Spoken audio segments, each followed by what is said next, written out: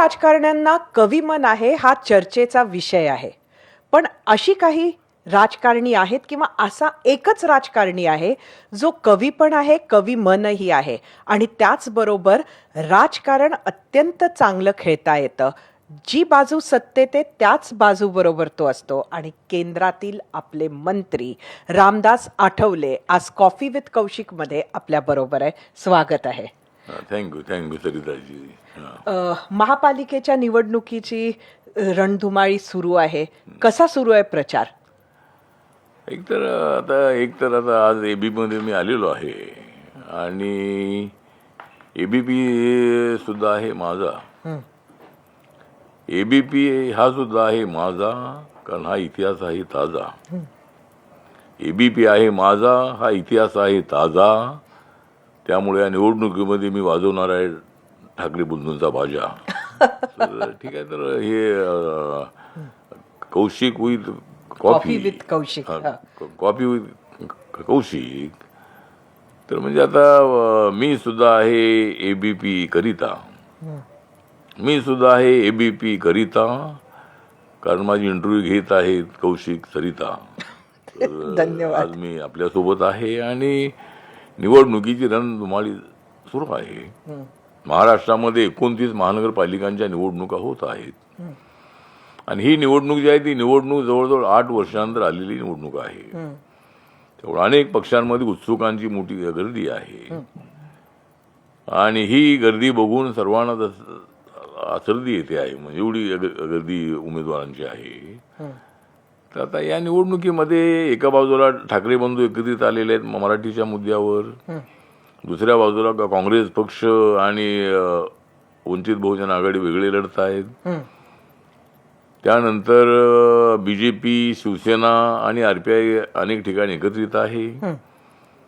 अनेक ठिकाणी बीजेपी, शिवसेना, राष्ट्रवादी आणि आरपीआय एकत्र आहे. काही ठिकाणी जनसुराज्य पार्टी आणि आरपीआय एकत्र आहे आणि अनेक ठिकाणी शिवसेना, बीजेपी आणि आरपीआय एकत्र आहे. पण ही जी निवडणूक आहे या निवडणुकीमध्ये रिपब्लिकन पक्षाला मुंबईसारख्या शहरामध्ये, ज्या शहरामध्ये दलितांचं पॉप्युलेशन मोठं आहे, एकेकाळी रिपब्लिकन पक्षाचे 12 नगरसेवक माझ्या ग्रुपचे निवडून आले होते. आरपीआय मध्ये जरी गट असलेही तरी माननीय शरद पवारांच्या मंत्रिमंडळामध्ये मी असताना, समाज कल्याण खात्याचा मंत्री असताना 92 मध्ये एक निवडणूक झाली होती आणि अनेक वर्षांपासून शिवसेना भाजपची सत्ता मुंबईमध्ये होती. माननीय बाळासाहेब ठाकरे यांच्या नेतृत्वाखाली मोठ्या प्रमाणामध्ये यश मिळत होतं. तर त्यावेळेला 92 मध्ये मी मंत्री असताना मुरली देवराजे मुंबईचे अध्यक्ष होते काँग्रेसचे आणि मी त्यांच्यासमोर प्रस्ताव ठेवला की जर शिवसेना भाजपला सत्तेवरून हटवायचं असेल आणि आपल्याला काँग्रेस आरपीआयला सत्ता हातामध्ये घ्यायची असेल तर पहिला महापौर, त्यावेळेला एक वर्षाचं महापौरपद असायचं, तर पहिला महापौर आरपीआयचा असावा अशा पद्धतीची मागणी मी केली आणि आपण हा मुद्दा घेऊन जर लोकांच्या समोर गेलो तर मुंबईमध्ये आंबेडकरी समाज मोठ्या प्रमाणामध्ये आहे. मराठी भाषिक आहे, हिंदी भाषिक आहे, साऊथ इंडियन आहे, गुजराती आहे.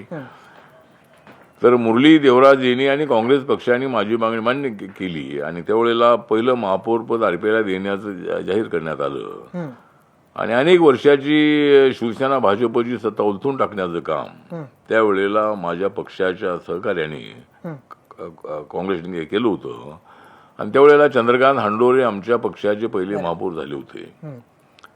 तर आता ही रणधुमाळी सुरू आहे. पण अनेक ठिकाणी काही जागा आम्हाला मिळालेल्या आहेत, अनेक ठिकाणी जागा मिळाल्या नाहीत, कारण माझा पक्ष छोटा पक्ष आहे.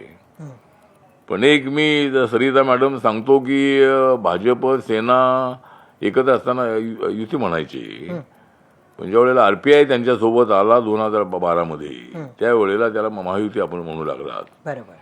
तर त्यामुळं महायुतीच्या माध्यमातून आम्ही निवडणूक लढतो आहोत. पण मुंबईमध्ये रिपब्लिकन पक्षाला एक जागा मिळाली नाही. पण एक जागा मिळाली नाही. देवेंद्रजींनी प्रयत्न केला. देवेंद्रजीची आणि एकनाथ शिंदेच्या लोकांची चर्चा अनेक दिवस चालू राहिली आणि त्यामध्ये रिपब्लिकन पक्षासारख्या पक्षाला एक जागा सुटली नाही. तरी आपण 12-15 उमेदवार काही उभे केलेले आहेत. हा तर मग माझ्याकडे तसे 78 लोकांचे अर्ज झाले होते माझ्या पक्षाचे. तसा माझा पक्ष मुंबईच्या 227 वॉर्डामध्ये आहे, शाखा आमच्या त्या ठिकाणी आहे. पण 78 ठिकाणचे अर्ज माझ्याकडे आले, त्याच्यामधले 39 लोकांनी अर्ज भरलेही. आणि काय करायचं असा प्रश्न माझ्या समोर होता. एक जागा सुटली नाही. मग शेवटी प्रवीण दरेकर माझ्याकडे आले आणि म्हणाले की मुख्यमंत्र्यांसोबत आपण बोलूया. आणि वर्षा बंगल्यावर माननीय देवेंद्र फडणवीस यांच्यासोबत आमची अर्धा तास चर्चा झाली.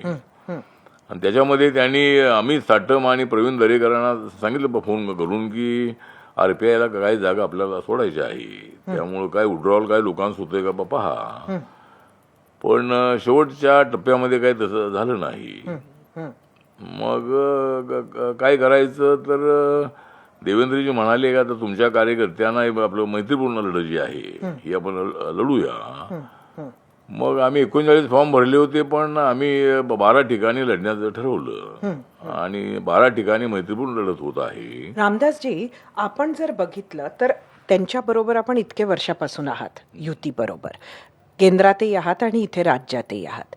त्यांना माहिती होतं की रिपब्लिकन पक्षाची लोक सुद्धा शेवटी तिकीट मागणार, पण त्यांनी तुमच्यासाठी ती सोयच ठेवली नाही. तुम्हाला त्यावर आक्षेप नाही आहे का की एका निवडणुकीनंतर दुसऱ्या निवडणुकीला नेहमीच तुमच्या बरोबर असं होतंय? हा गोष्ट खरी आहे की मी राज्यसभेवर आहे. आता माझी तिसरी टर्म जी आहे ती आता दुसरी टर्म सुरू आहे. तिसरी टर्म आता एप्रिलमध्ये माझी सुरू होईल. तर माझी इच्छा अशी होती की शिर्डीमध्ये मी काँग्रेसच्या अलायन्समध्ये हरलो होतो. त्यामुळं 2024च्या लोकसभा निवडणुकीमध्ये शिर्डी लढावी आणि तिथं निवडून यावं अशी माझी इच्छा होती, पण तो काही विचार झाला नाही. नंतर विधानसभेला आम्हाला एक 5-6 जागा तरी सोडायला हव्या होत्या, त्या इथं सोडल्या नाही. आणि मग आता महानगरपालिकेला तर जागा सुटतील असं वाटलं, त्या जागा सुटल्या नाही. बरोबर. मला केंद्रामध्ये मंत्री केलेलं आहे त्याबद्दल नरेंद्र मोदींचं, अमित शहा यांचं, देवेंद्र फडणवीस यांचं आम्ही आभारच मानतो. कारण माझ्या पक्षात आहे की लोकसभेमध्ये मेंबर नसताना सुद्धा मला 3ऱ्या वेळेला मंत्री केलेलं आहे. आणि बाबासाहेब आंबेडकरांच्या नंतर त्या केंद्राच्या मंत्रिमंडळामध्ये मी आहे. RPIचा दलित समाजाचे मंत्री झालेले आहेत, पण RPIचा मंत्री म्हणून मी आहे. तर हे काम मला 3ऱ्यांदा मंत्री केलेलं आहे, ही गोष्ट चांगली आहे. बरोबर. त्यामुळं देश पातळीवर सरिता मॅडम माझा पक्ष सगळ्या देशामध्ये वाढलेला आहे. 28 राज्यामध्ये आणि 8 केंद्रशासित प्रदेशामध्ये माझ्या पक्षाच्या शाखा आहेत. आता माझा पक्ष नागालँडमध्ये माझ्या पक्षाचे 2 आमदार आहेत, तिथं माझा पक्ष रेकग्नाइज आहे. मणिपूरमध्ये माझ्या पक्षाच्या एका उमेदवाराला लोकसभेमध्ये 1.5 लाख मतं मिळाली आणि तिथं माझा पक्ष रेकग्नाइज आहे. आता 2 राज्यामध्ये जर माझा पक्ष रेकग्नाइज झाला तर माझ्या पक्षाला राष्ट्रीय मान्यता मिळेल. आणि देशामध्ये 4च पक्ष राष्ट्रीय पक्ष आहे. त्याच्यामध्ये नंबर 1ला BJP आहे, नंबर 2ला काँग्रेस आहे, नंबर 3ला बसपा आहे आणि नंबर 4ला आम आदमी पार्टी आहे. तर जर माझ्या पक्षाला पुढच्या या 3-4 वर्षामध्ये जर मला 2 राज्यामध्ये मान्यता मिळाली तर माझा पक्ष राष्ट्रीय रेकग्नाइज होऊ शकतो. रामदासजी, आपण म्हणत आहात असहमती नाही आपल्या या म्हणण्याला, पण एक दुसऱ्या बाजूनं जर आपण बघितलं या संपूर्ण प्रक्रियेकडे तर असं दिसतं की एकीकडे तुम्हाला मंत्रिपद मिळतं, त्यामुळे तुमच्या पक्षाचं एक अस्तित्व तिथं टिकून राहतं. पण शेवटी राजकारणामध्ये पक्ष मोठा होणं किंवा जसं आपण म्हटलं त्यात सगळ्यांना बऱ्याच लोकांनी निवडून आले आणि निवडून येणं, विनेबिलिटी, हे त्यात महत्त्वाचं असतं. आत्ता तुम्हाला राज्यसभा दिल्या जाते, पण तुमच्यासाठी जेव्हा निवडणूक होते तेव्हा कुठल्याच जागा सोडल्या जात नाही आणि त्या जागा सुटत नाही, त्यामुळे कार्यकर्ते निवडून येत नाही आणि मग ते निवडून आले तर तेवढी मार्जिन मिळत नाही. तर एकीकडे तुमच्याबरोबर युती करायची रिपब्लिकन पक्ष आपल्या बरोबर आहे, त्याची सहानुभूती कुठेतरी मिळते, ती मतं घ्यायची. पण दुसरीकडे कुठेतरी तळागाळात मात्र रिपब्लिकन पक्ष तुमचा संपत चाललाय असं तुम्हाला नाही वाटत का? म्हणजे तुम्ही हे आकडे सांगताय वेगवेगळ्या राज्याचे, पण जोपर्यंत लोक जिंकून येणार नाही तोपर्यंत या सगळ्या गोष्टीला अर्थ काय आहे? नाही, गोष्ट खरी आहे की माझ्या पक्षाचे कार्यकर्ते प्रत्येक वार्डामध्ये शाखेमध्ये आहे. सगळ्या लोकसभा मतदारसंघामध्ये, विधानसभा मतदारसंघामध्ये, म्युन्सिपाल्टीच्या वार्डामध्ये सगळ्या ठिकाणी माझ्या पक्षाच्या शाखा आहेत. पण माझ्या कार्यकर्त्यांवरती अन्याय होत ही गोष्ट खरी आहे. भारतीय जनता पार्टीने या संबंधामध्ये गंभीर विचार करणं अत्यंत आवश्यक आहे की जागा देताना ती जागा आरपीआयला दिली पाहिजे. मी या महानगरपालिकेच्या निवडणुकीत सांगितलं होतं की आमचं सिम्बॉल आमचं नाही म्हणजे आम्हाला ते अधिकृत सिम्बॉल अजून मिळालं नाही आहे. त्यामुळं बीजेपीच्या सिम्बॉलवर लढण्याची आमची तयारी आहे. पण आरपीआयच्या कार्यकर्त्यांना ते तिकीट द्या, ही जागा आरपीआयच्या कार्यकर्त्याला द्या. जरी तो कमळावर निवडून आला तर तो काय बीजेपी जाणार असं अजिबात नाही आहे. आरपीआयला 10, 12, 15 जागा दिलेल्या आहे आणि ही पद्धत आहे राजकारणात. आणि मग एवढं आम्ही त्यांना सांगितलं होतं की बाबा आम्ही तुमच्या सिम्बॉलवर लढण्यासाठी तयार आहोत. तर एकनाथ शिंदे साहेबांच्या चर्चेच्या वेळेला बीजेपीने आरपीआयसाठी या 12-15 जागाच्या संबंध विचार करणं अत्यंत आवश्यक होतं. पण विचार होत नाही आहे, आमच्यावर अन्याय होतो आहे. पण मग काय करणार आहे तुम्ही त्याचा? काय करणार आता, एक तर मग त्यानंतर मग आता देवेंद्र फडणवीस साहेबांसोबत चर्चा झाली. मग त्यांनी सांगितलं की तुम्हाला एवढेला नक्कीच मी एक MLC देणार. त्यानंतर आता निवडणुका संपल्यानंतर महामंडळ होतील, त्यावेळेला 1 किंवा 2 महामंडळाचं अध्यक्षपद तुम्हाला देऊ. अच्छा. त्यानंतर एक 40-50 लोकांना जे मेंबर आहेत आपले महामंडळाचे ते देण्याचा प्रयत्न करू. त्यानंतर महापालिकेमध्ये 1 किंवा 2 ऑप्शन मेंबर घेऊ. अच्छा. त्यानंतर महानगरपालिकेच्या बेस्टची कमिटी आहे, शिक्षण कमिटी आहे, बाकीच्या काही कमिटी आहेत, त्या कमिट्यावरती सुद्धा काही सदस्य आपण घेऊ. आता हे त्यांनी सांगितल्यानंतर मग त्यांनी हे मान्य केलं की आरपीआयच्या कार्यकर्त्यांच्या संबंधामध्ये आपण असं करूया की आता जागा तर सुटणं अशक्य आहे, तर या गोष्टी मी सांगितलेल्या मी नक्की हे करणार आहे. पण तुमच्या कार्यकर्त्यांना ज्यांना लढायचं त्यांना लढू द्या. आणि मग आता आम्ही हा प्रस्ताव त्यांचा अस्वीकारला. जर एवढ्या गोष्टी काही मिळणार आहे तर मग महायुतीसोबत राहणं हे पक्षाच्या फायद्याचं होतं. आणि 14-12 ठिकाणी तुम्ही लढा असं त्यांनी सांगितलं. आणि त्याप्रमाणे आता 12 ठिकाणी माझ्या पक्षाचे उमेदवार लढत आहेत. काही ठिकाणी जर 1, 2, 3 निवडून आले तर महायुतीसोबतच आम्ही राहणार आहोत. जर निवडून आले नाही तर मग जे शब्द दिलेला आहे तो शब्द देवेंद्रजीने पाळणं अत्यंत आवश्यक आहे. आणि असं या आधी दिलेले शब्द पाळलेत का भाजपानं? नाही, भाजपने शब्द तशी दिलेच नव्हते. म्हणजे MLCचा शब्द कधी दिला नव्हता. तो ह्या खेपेला दिलाय. पण मी काँग्रेसच्या काळामध्ये ज्यावेळेला शरद पवारांच्या सोबत होतो, काँग्रेस आणि नंतर ते राष्ट्रवादी झाली, तर त्या काळात आम्हाला 7 MLC मिळाली होती. प्रत्येक 2 वर्षाला MLCची निवडणूक असायची, त्यावेळेला 1 MLC आरपीआयला मिळायचा. पण या महायुतीच्या काळामध्ये मात्र अद्याप 1 MLC आम्हाला मिळाला नाही. पण देवेंद्रजीने आता सांगितलेलं आहे की नक्की तुम्हाला एवढेला MLC मी देणार आहे. त्यामुळं ही जी ऍडजस्टमेंट आहे ती राजकारणामध्ये करणं अत्यंत आवश्यक आहे. एक हेकेखोरपणाने राजकारण केलं तर कोणाला काही मिळत नाही आहे. तुमची तिसरी टर्म पक्की आहे का राज्यसभेची? नाही, माझी तर पक्की आहेच ना. माझी पक्की आहे कारण नरेंद्र मोदींची माझी दोस्ती पक्की आहे. त्यामुळं राज्यसभेची काही मला अडचण नाही आहे. मी त्यांच्या मंत्रिमंडळामध्ये राज्यमंत्री पण आहे. त्यामुळे मला राज्यसभा नक्की मिळेल. आता बीजेपीच्या जागा आहे त्यामध्ये 4 जागा ज्या आहेत त्या बीजेपीला मिळतील. 1 जागा एकनाथ शिंदेना मिळेल, 1 जागा अजितदादा पवारांना मिळेल आणि 1 जागा आमच्या महाविकास आघाडीला मिळेल. अशा 7 जागांची निवडणूक आहे. तरी निवडणूक झाली तरी मला निवडून येण्याची काही अडचण नाही आहे, किंवा निवडणूक झाली नाही तर युनॅनिमसली 7 लोक निवडून येणारच आहेत. त्यामुळं माझी राज्यसभा पक्की आहे. अच्छा. एकंदरीत रिपब्लिकन पक्षाचे जेवढे तुकडे झालेले आहेत महाराष्ट्रात, आपण बघतो की जिथे एवढी मोठी लिगसी रिपब्लिकन पक्षाची आहे, त्यासाठी आपण सातत्यानं म्हणत असता की सगळे रिपब्लिकन फॅक्शनचे एकत्र झाले पाहिजे, पण तसं काही होताना दिसत नाही. तर अडसर नक्की कुठे येतो?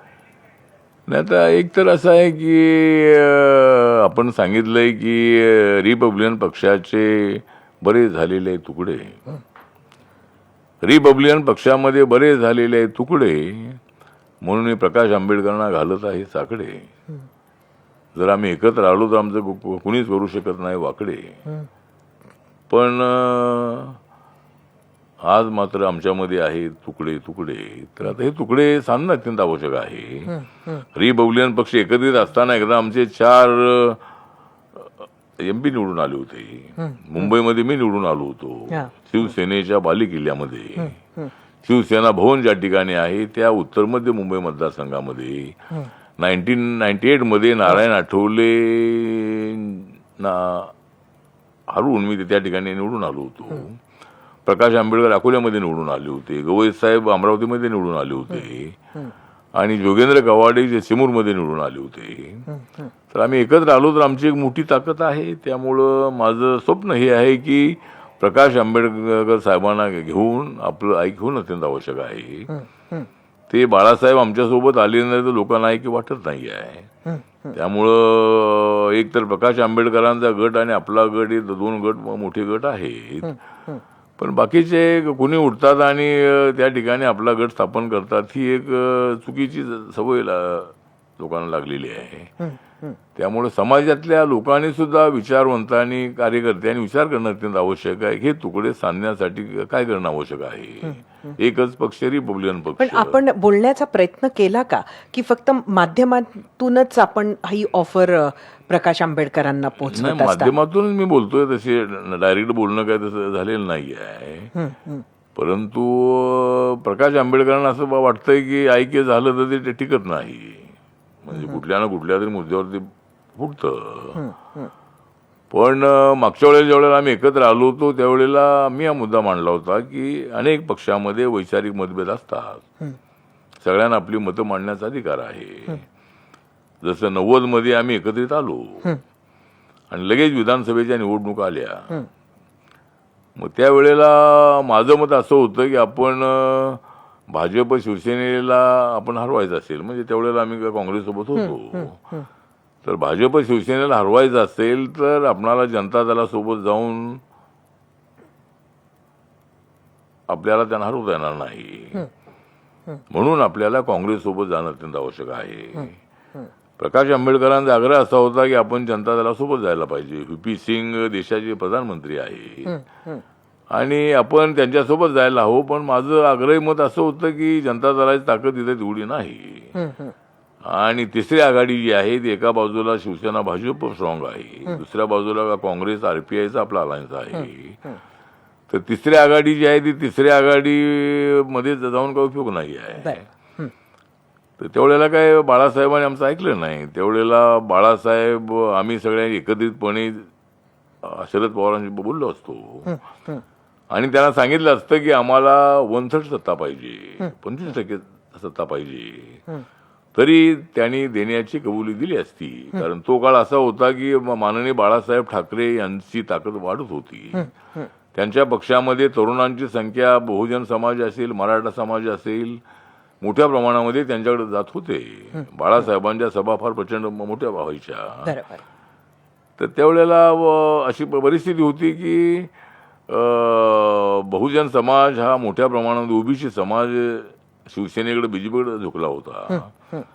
आणि म्हणून शरद पवार साहेबांना ही चिंता होती की आपलं सरकार येते की नाही, आणि म्हणून त्यांना वाटत होतं की दलितांचा पाठिंबा, रिपब्लिकन पक्षाचा पाठिंबा जर आपल्याला मिळाला तरच महाराष्ट्रामध्ये सत्ता येऊ शकेल.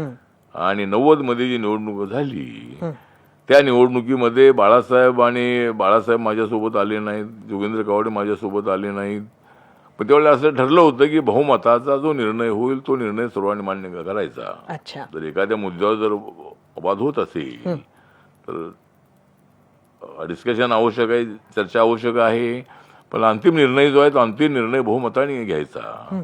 तर त्यावेळेला बहुमताचा निर्णय काँग्रेसच्या बाजूने झाला होता. जी आमची संयोजन समिती होती बरोबर. 33 लोकांची, त्याच्यामध्ये 23 लोकांनी काँग्रेसला पाठिंबा द्यावा अशा पद्धतीचं मत व्यक्त केलेलं होतं. आणि आमची तिघांची एक हाय पॉवर समिती होती, गवई साहेब, प्रकाश आंबेडकर आणि मी. त्यावेळेला माझी पॅन्थर फार अत्यंत स्ट्रॉंग होती, दलित पॅन्थर ऑफ इंडिया, भारतीय दलित पॅन्थर. तर आमची तिघांची सुकाणू समिती होती, हाय पॉवर कमिटी होती. त्यामध्ये गवई साहेब आणि मी एका मताचे होतो, काँग्रेससोबत जायला हवं. प्रकाश आंबेडकर म्हणत होते आपण जनता दलासोबत जायला पाहिजे. तर त्यावेळेला जर आम्ही एकत्रितपणे जर असा प्रयत्न केला असता, जसे नंतर काँग्रेस आणि राष्ट्रवादीचं सरकार अनेक वर्ष राहिलं, तसं काँग्रेस आणि रिपब्लिकन पक्षाचं सरकार राहिलं असतं आणि आमचे 20-25 आमदार त्यावेळेला जर निवडून आले असते तर ती कंटिन्युटी पुढे राहिली असती. तर त्यावेळेला बाळासाहेबांनी आपलं ऐकलं नाही. जर बाळासाहेब आमच्यासोबत आले असते तर एक मोठी ताकद येत राहिली असती. तुम्हाला का वाटतं त्यांना का यायचं नाहीये तुमच्या बरोबर? त्यांना काय यायचं नाही, आता ते त्यांना विचारलं पाहिजे. मी त्यांच्यासोबत जायला तयार आहे, मी त्यांचं नेतृत्व स्वीकारण्याची माझी तयारी आहे. समाजाच्या हितासाठी जो निर्णय घेता येईल तो निर्णय घेण्याची माझी तयारी आहे. जर प्रकाश आंबेडकर तुमच्या बरोबर यायला तयार असतील पण त्यांनी तुम्हाला महायुती सोडा असं म्हटलं तर ते तुम्ही करणार आहात का? जर एकत्र आल्यानंतर ते म्हणाले तर ठीक आहे, म्हणजे मी ते म्हणतील मला महायुतीचं सोडा आणि मी त्यांना सांगेन की तुम्ही एकटे लढण्याचं सोडा, तुम्ही आमच्या सोबत या. जर आपल्याला समाजाचं भलं करायचं असेल तर नरेंद्र मोदींच्या नेतृत्वाखाली देश विकासाच्या दिशेने पुढे चाललेला आहे. नरेंद्र मोदी यांनी संविधान मजबूत करण्याचा प्रयत्न केलेला आहे.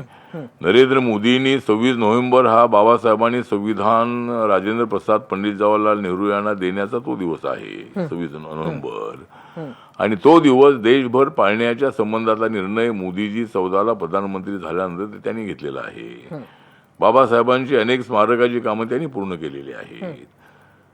त्यांनी महिलांना आरक्षण देण्याचा निर्णय, बाबासाहेबांची इच्छा होती की महिलांसाठी लोकसभेमध्ये, विधानसभेमध्ये सगळ्या ठिकाणी त्यांना आरक्षण असलं पाहिजे, त्यांना प्रॉपर्टीमध्ये हिस्सा असला पाहिजे. आणि बाबासाहेबांनी लॉ मिनिस्टर असताना हिंदू कोड बिल आणलं होतं संसदेमध्ये. तर त्या काळामध्ये ते काही पास झालं नाही, अनेक खासदारांनी त्याचा विरोध केलेला होता. म्हणून बाबासाहेब आंबेडकरांनी त्यावेळेला कानून मंत्रीपदाचा राजीनामा दिला होता. तर म्हणजे माझं मत असं आहे की बाळासाहेबांनी सुद्धा एकत्रितपणे आम्ही येऊन बाबासाहेबांचा रिपब्लिकन पक्ष म्हणून आपण पुढं जायला हवं. आणि नरेंद्र मोदींच्या सोबत बाळासाहेबांनी यायला काही हरकत नाही आहे, टीका टिप्पणी करून काय मिळणार नाही आहे. त्यामुळं नरेंद्र मोदींनी केलेल्या कामांच्या संबंधातली जर आपण सगळी कामं पाहिली तर देश आज आर्थिक स्थितीमध्ये पुढे चाललेला आहे. बरीच लोक प्रकाश आंबेडकरांवर जेव्हा टीका करतात तेव्हा त्यांना महायुतीची बी टीम म्हणतात. तुमचंही असंच मत आहे का? त्यांना महायुतीचीच बी टीम म्हणतात, तुमचं असं मत आहे का? म्हणजे नाही, त्याला म्हणतात बी टीम आणि माझी टीम ए टीम आहे. त्यामुळे मी डायरेक्ट बीजेपी सोबत आहे. पण त्यांच्यावर आरोप होतात की ते इलेक्शन मध्ये ते उभे राहिले.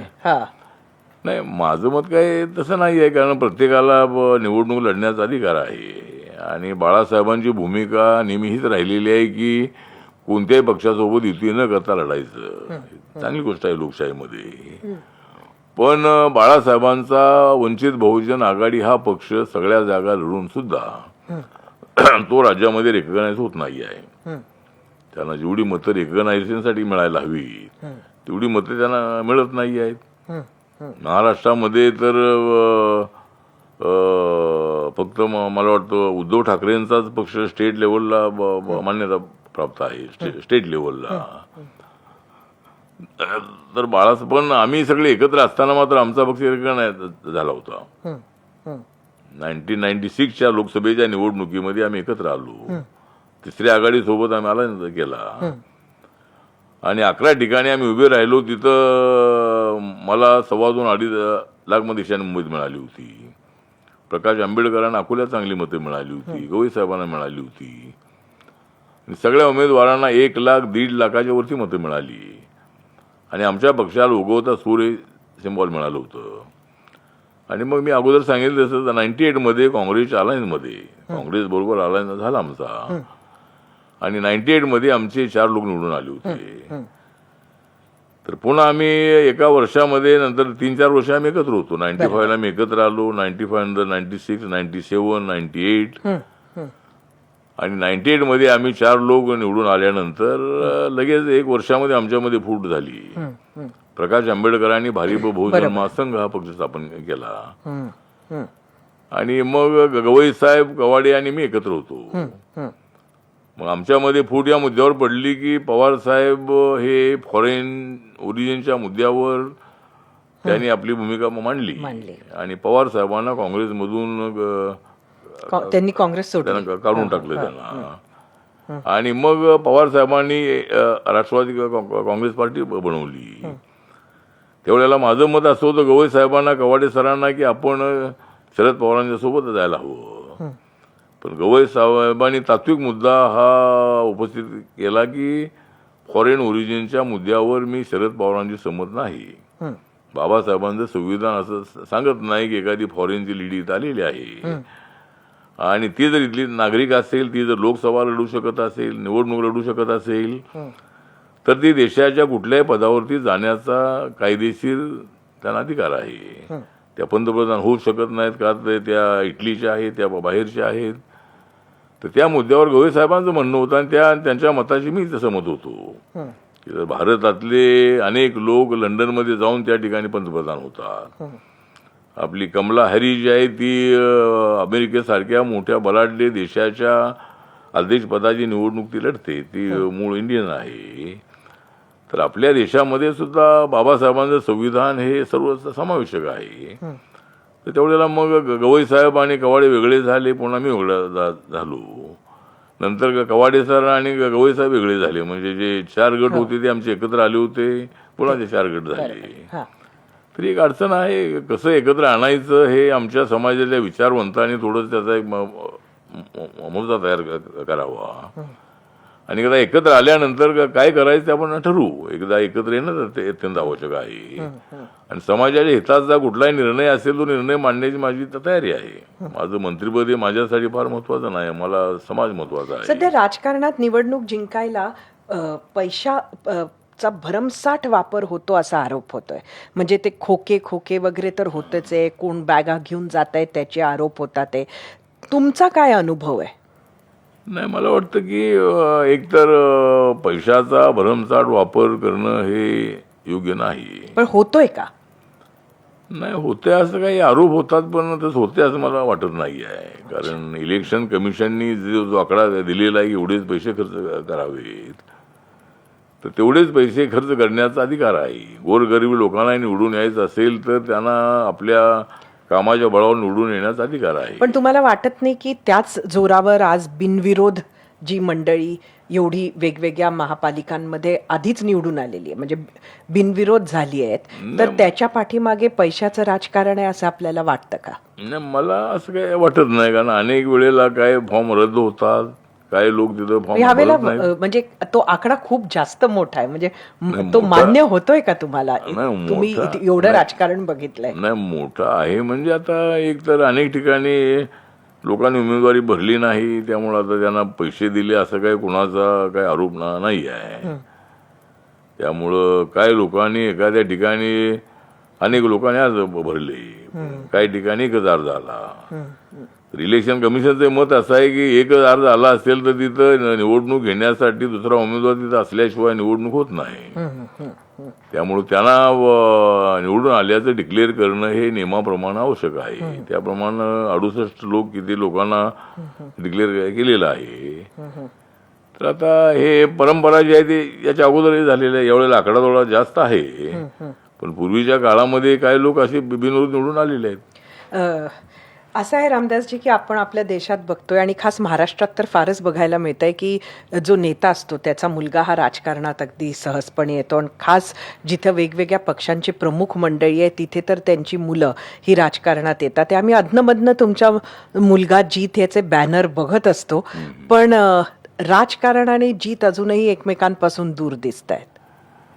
नाही म्हणजे आता माझ्या मुलाचं नाव आहे जीत, त्यामुळे राजकारणामुळे माझी अनेक वेळेला झालेली आहे जीत. कारण मी जमलेलं आहे गोरगरिबांचं हित, मग का मिळणार नाही मला जीत? तर माझा जीत जो आहे हा माझा जीत आता लास्ट इयरला आहे, तो आता ग्रॅज्युएट होईल आता 2-3 महिन्यामध्ये. तर आता त्याला काही तसा पॉलिटिकल तेवढा इंटरेस्ट नाही आणि एकाच कुटुंबातल्या अनेक लोकांना तिकीट देण्याच्या प्रश्नाला माझा पाठिंबा अजिबात नाही आहे. त्यामुळं तिकीट एकदा कुणाला मिळालं की लगेच त्या कुटुंबातल्या माझ्या मिसेसला द्या, माझ्या बहिणीला द्या, हे सध्या जास्त प्रमाण आहे. आणि पक्षाची अडचण अशी होती की तो कार्यकर्ता जो ऍक्टिव्ह आहे तर त्याचा अचानक मतदारसंघ जर महिला झाला तर त्यालाच तिकीट देण्याची परंपरा म्हणण्यापेक्षा पक्षाला ते पक्ष निर्णय घेतो असा. आणि मग ज्या कार्यकर्त्या महिला ज्या काम करणाऱ्या असतात त्यांना त्या संधी मिळत नाही आहे. त्यामुळं आता मी माझी मिसेस आहे ती सुद्धा महिला आघाडीमध्ये काम करते, सगळं करते. पण अशी काही वेळ आली तर मी अजिबात माझ्या पत्नीला तिकीट देणार नाही. त्यामुळं माझ्या कुटुंबामध्ये मी तर आहेच आहे. एकाच कुटुंबातल्या 2-3 लोकांना तिकीट द्यावं या मताचा मी नाही. आणि माझ्या मुलाला जिथला जर इंटरेस्ट असेल तर तो येईल राजकारणामध्ये, पण त्याला काही तेवढा मला इंटरेस्ट दिसत नाही आहे. आणि मुलाला पुढं करण्याची माझी भूमिका अजिबात नाही. त्याला इंटरेस्ट असेल तर तो मुलगा म्हणून नव्हे पण त्या कार्यकर्ता म्हणून पुढे येऊ शकतो. पण घराणेशाही मला मान्य अजिबात नाही. तुम्ही अगदी अशी ही जे कविता उत्स्फूर्त करता म्हणजे आत्ताच्या या मुलाखतीतही तुम्ही अशी उत्स्फूर्त कविता केल्या, ते तुम्हाला कसं सुचतं? नाही सुस्त म्हणजे आता मी तर एकतर तसा मी काय पुस्तकातला कवी नाही. म्हणजे एखादं तुम्ही ट बरोबर लावता, ट बरोबर लावता. हा म्हणजे ती मला सवय आहे की सुरुवातीला मी साहित्यिकांची अनेक भाषणं मी ऐकली होती. अनेक अखिल भारतीय मराठी साहित्य संमेलन किंवा साहित्यिकांचं जे भाषणं असतात ती मी अनेक वेळेला ऐकली होती. आणि खुसखुशीत भाषणे लोकांच्या लक्षात राहतात. वैचारिक बोलणारे लोक आहेत ते बोललंच पाहिजे. सगळ्यांनी वैचारिक बोललं तर लोक कंटाळतात. त्यामुळं एक आपली स्टाईल एक वेगळी असावी. आणि मी त्या अशा साहित्यिकांची भाषणं ऐकल्यानंतर शिट्या, टाळ्या, हसणं, तर ती भाषणं लोकांच्या लक्षात राहतात. आता मी पार्लमेंटमध्ये बसल्या बसल्या मी काही चारोळ्या करतो आणि त्याला लोकांची ते सगळे MP ची दाद मिळते. सत्ताधारी पक्षाबरोबर विरोधी पक्षाचे लोक कान टोकारून माझ्या कवितेकडे पाहत असतात. आणि माननीय प्रधानमंत्री नरेंद्र मोदीजी मला भेटले असेल तर मला विचारतात काय नवीन कविता आहे की नाही. तर अलीकडच्या काळामध्ये मला थोडं लोकसभेत बोलायला मिळत नाही आहे. कारण लोकसभेचं जे वातावरण आहे ते राज्यसभेपेक्षा थोडंसं वेगळं असतं. आणि पूर्वीच्या काळामध्ये मी लोकसभेत असताना मी कविता अनेक केलेल्या आहेत. तर एक यमक जुळवण्याची एक माझी सवय आहे. आणि मी हे पाहिलेलं आहे की बड्या जे हिंदी कवी आहेत, शाहीर आहेत, त्यांचे शेर जरी म्हटले तरी लोकांना ते लवकर कळत नाही आहेत. शेर ते अर्थपूर्ण असतात, त्याला ताकदवर असतात ते शेर. पण त्यामध्ये काही उर्दू शब्द असतात आणि सगळ्या लोकांना ते कळत नाही आहे. पण मी यमक जुळवण्याचं काम मी करतो आणि ताबडतोब लोकांना ते समजतं आणि त्याला उत्सुक प्रतिसाद मिळतो. मी जर अमेरिकेमध्ये गेलो, लंडनला गेलो, दुबईला गेलो, ऑस्ट्रेलियाला गेलो, न्यूझीलंडला गेलो तर त्या ठिकाणी मला लोक येऊन भेटतात आणि सांगतात की आम्ही तुमचे फॅन आहोत. स्टुडंट आहेत, स्टुडंट तिकडे MBBS ला गेलेले, MBA ला गेलेले, इतर शिक्षणासाठी गेलेले, ती मुलं सगळी पार्लमेंटचं डिबेट बघत असतात आणि यूट्यूबवर माझी भाषणं ते ऐकत असतात आणि सगळी मुले मला सांगतात की आम्ही तुमचे फॅन आहोत. मग मी सांगतो त्यांना की जर मी तुमचा फॅन आहे तर तू सुद्धा माझी शान आहे, त्यामुळं तर ठीक आहे. तर अशा पद्धतीनं मला एक सवय आहे. मोदीजींसाठी काय चारोळी सांगाल? नाही, मोदीजींसाठी हेच सांगेन की जोपर्यंत या देशामध्ये आहे नरेंद्र मोदींची आंधी, जोपर्यंत या देशामध्ये आहे नरेंद्र मोदींची आंधी, जोपर्यंत या देशामध्ये आहेत जोपर्यंत या देशामध्ये आहे नरेंद्र मोदींची आंधी, कसे बनतील पंतप्रधान राहुल गांधी? गावागावातली विचारत आहे मला दादी, गावागावात विचारत आहे मला दादी, कधी करणार राहुल गांधी शादी? तर त्यामुळे ठीक आहे. तर सांगायचं एवढंच आहे की नरेंद्र मोदीजी अत्यंत ऍक्टिव्ह आहे, विचार करून काम करणारे आहे, देशाला प्रगतीच्या दिशेने घेऊन जाण्याची त्यांची भूमिका आहे आणि विकासाच्या मुद्द्यावर मी त्यांच्यासोबत आहे. परवा बाबासाहेब बुद्धाच्या अनेक वस्तूंचं एक प्रदर्शन होतं, त्या ठिकाणी मलाही बोलवलं होतं आणि दिल्लीमध्ये 3 तारखेला त्या ठिकाणी त्यांचं भाषण झालं. त्यामध्ये ते म्हणाले की सध्या युद्धाची नाही बुद्धाची गरज आहे. म्हणजे बुद्धा, आणि त्यांनी हे सांगितलं की माझ्या गावामध्ये वडनगर नावाचं माझं गाव जे मेहसाणा जिल्ह्यामध्ये आहे, त्या ठिकाणी त्या काळामध्ये बौद्धांचं भिक्खूंचं एक मोठं ट्रेनिंग सेंटर होतं आणि त्यांनी एकदा आम्हाला नवीन पार्लमेंट भवनमध्ये मी भिक्खूंना घेऊन एका विषयावरती त्यांच्याशी मी चर्चा करण्यासाठी गेलो. तर ते म्हणाले की नवीन संसद भवनामध्ये आल्यानंतर पहिलंच मला धार्मिक शिष्टमंडळ भेटतंय आणि मग त्यांनी आठवण सांगितली की माझ्या गावामध्ये बौद्ध ट्रेनिंग सेंटर होतं आणि चायनाचे हुएनचंग नावाचे भिक्खू अनेक वर्ष या ठिकाणी होते आणि त्यानंतर ते चायनामध्ये गेले आणि ज्या वेळेला इंडियाचे चायनाचे संबंध आपले चांगले होते अगोदर, म्हणजे आता थोडी मध्यंतरी बिघडले होते. ज्यावेळेला 14 मध्ये नरेंद्र मोदीजी प्रधानमंत्री झाले त्यावेळेला त्यावेळेला त्यांना जिनपिंग जे तिथले अध्यक्ष आहेत त्यांचा फोन आला असं ते सांगत होते आणि ते म्हणाले की मोदीजी तुम्ही फार नशीबवान आहात, का तर तुमच्या गावामध्ये हुएनचंग नावाचे भिक्खू आले होते आणि त्यानंतर ते माझ्या गावात आले आणि त्या ठिकाणी त्यांचा डेथ झाला. तर आपण चायनामध्ये आलात तर तुम्ही त्या गावामध्ये भेट द्या. आणि नरेंद्र मोदींनी सांगितलं की मी त्या गावाला भेट देऊन आलेलो आहे आणि सध्या त्यांनी त्यांच्या गावामध्ये एक बुद्धिस्ट म्युझियम बनवलेलं आहे.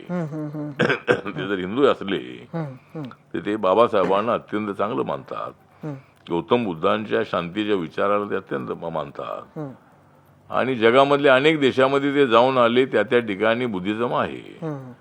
मलेशियामध्ये आहे, श्रीलंकेमध्ये, व्हिएतनाममध्ये, कंबोडियामध्ये, थायलंडमध्ये, जपानमध्ये, चायनामध्ये, अशा अनेक देशामध्ये, नेपाळमध्ये अनेक देशामध्ये बुद्धिझम असल्याचं ते अनेक वेळेला सांगत असतात.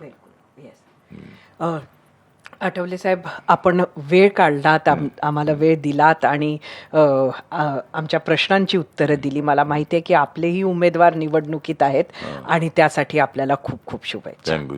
धन्यवाद.